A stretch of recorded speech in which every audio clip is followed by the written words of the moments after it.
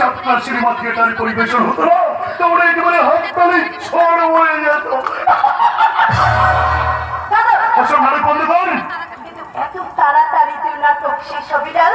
এই জীবন নাটকে নাট্য বলছি সহজ সরল মানুষের যখন কাঁদে তখন ক্রোধ হাসি হেঁটে আনন্দ খাইছে, কিন্তু নাটক যত শেষের দিকে এগিয়ে যায় ভিলেন তখন পালানোর পথ খুঁজে পায় না।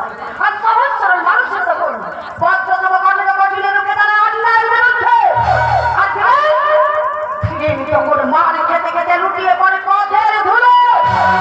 কি বলতে চাইছিস তুই? এই জীবন নাটকে নাট্য বলছি যদি বাঁচতে চাস তো নায়ক হয়ে বিচরণ কর, তোকে ফুলমালা চন্দন দিয়ে গরম করে নেবে। আর যদি ভিলেন হস তাহলে পাগুলিকে প্রাণালি খেয়ে মরবে। মরে প্রাণী খেয়েছিলাম নায়ক হবো, তা যখন হতে পারলাম না, এবার থেকে আমি ভিলেন হব।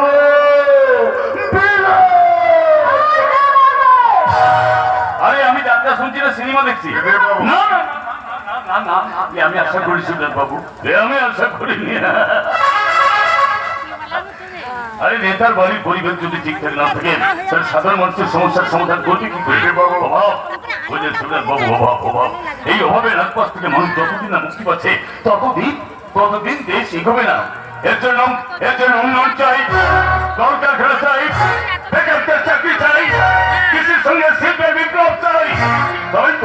তবেই তো আমরা বুক খুলে বলতে পারবো, আমার সোনার বাংলা আমি তোমায় ভালোবাসি, আমার সোনার বাংলা আমি তোমায় ভালোবাসি। মেরা দেশ মহান হ্যায়, সবাই রাজা, আমাদেরই রাজাটা চলতে, নইলে মোরা রাজার সঙ্গে মিলবো কি চলতে। আমরা সবাই রাজা, আমাদেরই রাজাটা চলতে, নইলে মোরা রাজার সঙ্গে মিলবো কি চলতে। আমরা সবাই রাজা, আমরা সবাই রাজা।